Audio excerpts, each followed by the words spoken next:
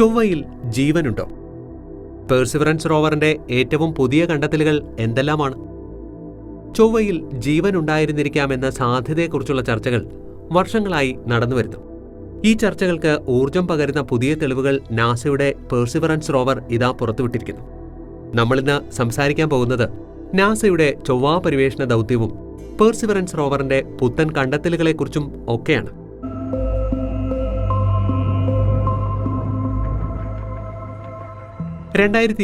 July 30 perseverance rover ചൊവ്വയിലെത്തിയത്. ഇത് ചൊവ്വയിൽ പര്യവേഷണം നടത്തുന്ന ഏറ്റവും ആധുനികവും സങ്കീർണവുമായ റോവറാണ്. റോവറിന്റെ പ്രധാന ലക്ഷ്യം ചൊവ്വയിൽ ജീവന്റെ സാധ്യത പര്യവേഷണം ചെയ്യുക എന്നതാണ്. ഏകദേശം 2262 കിലോഗ്രാം ഭാരമുണ്ട് ഇതിന്. 6 വീലുകളാണ് ഇതിനുള്ളത്. ഇത് റോവറിനെ ചൊവ്വയുടെ ഉപരിതലത്തിലൂടെ നീങ്ങുവാൻ അനുവദിക്കുന്നു. റോവറിൽ 23 ക്യാമറകളും 19 സെൻസറുകളുമുണ്ട്. ഇവ ചൊവ്വയുടെ ഉപരിതലം, കാലാവസ്ഥ, ഭൂഗർഭം എന്നിവയെക്കുറിച്ച് വിവരങ്ങൾ ശേഖരിക്കുന്നു. ഇപ്പോഴും പെർസിവറൻസ് റോവർ ചൊവ്വയിലെ ജസീറോ ഗർത്തത്തിൽ പര്യവേഷണം നടത്തുകയാണ്. ഈ ഗർത്തം ഒരു കാലത്ത് വലിയൊരു തടാകത്തിന്റെ സ്ഥാനമായിരുന്നുവെന്ന് നാസയുടെ വിദഗ്ധർ വിശ്വസിക്കുന്നു.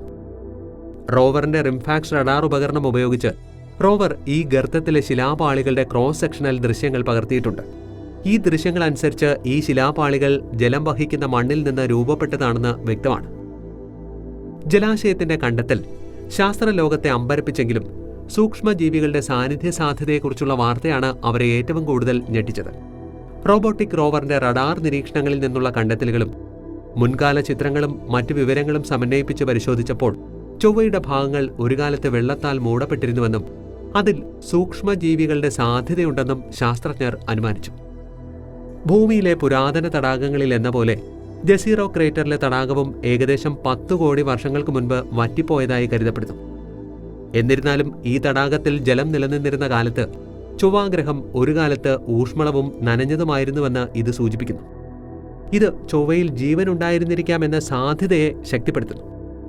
ചൊവ്വയിൽ ജീവൻ ഉണ്ടായിരിക്കാമെന്നതിന് മറ്റ് തെളിവുകളും ലഭ്യമാണ്. ചൊവ്വയിൽ ഹൈഡ്രജൻ, കാർബൺ ഡൈ ഓക്സൈഡ്, മറ്റ് ജൈവ സംയുക്തങ്ങൾ എന്നിവയുടെ അസ്തിത്വം കണ്ടെത്തിയിട്ടുണ്ട്. ഇവയെല്ലാം ജീവൻ ഉണ്ടാകുവാനുള്ള അടിസ്ഥാന ഘടകങ്ങളാണ്. ഇങ്ങനെയൊക്കെയാണെങ്കിലും ചൊവ്വയിൽ ജീവൻ ഉണ്ടായിരുന്നിരിക്കാമെന്നത് ഒരു സാധ്യത മാത്രമാണ്. ഇത് ഉറപ്പാക്കാൻ കൂടുതൽ തെളിവുകളും ആവശ്യമാണ്. പെർസിവറൻസ് റോവർ തുടർന്നും ചൊവ്വയിൽ പര്യവേഷണം നടത്തുകയും ഈ തെളിവുകൾ കണ്ടെത്തുവാൻ ശ്രമിക്കുകയും ചെയ്യും. ഭൂമിയുടെ പുറത്തുള്ള ജീവന്റെ അസ്തിത്വം കണ്ടെത്തുന്നത് മനുഷ്യരാശിയുടെ ചരിത്രത്തിലെ തന്നെ ഏറ്റവും പ്രധാനപ്പെട്ട വഴിത്തിരിവായേക്കാവുന്ന കണ്ടെത്തലുകളിൽ ഒന്നായിരിക്കും. ചൊവ്വയിൽ ജീവൻ ഉണ്ടായിരുന്നിരിക്കാമെന്ന സാധ്യതയെക്കുറിച്ചുള്ള ചർച്ചകൾ ഈ കണ്ടെത്തലുകളെക്കുറിച്ച് കൂടുതൽ സജീവമാകും. ഈ ചർച്ചകൾക്ക് ഊർജം പകരുന്ന പുതിയ തെളിവുകൾ സമീപഭാവിയിൽ തന്നെ നമുക്ക് ലഭിക്കുമെന്നും പ്രതീക്ഷിക്കാം.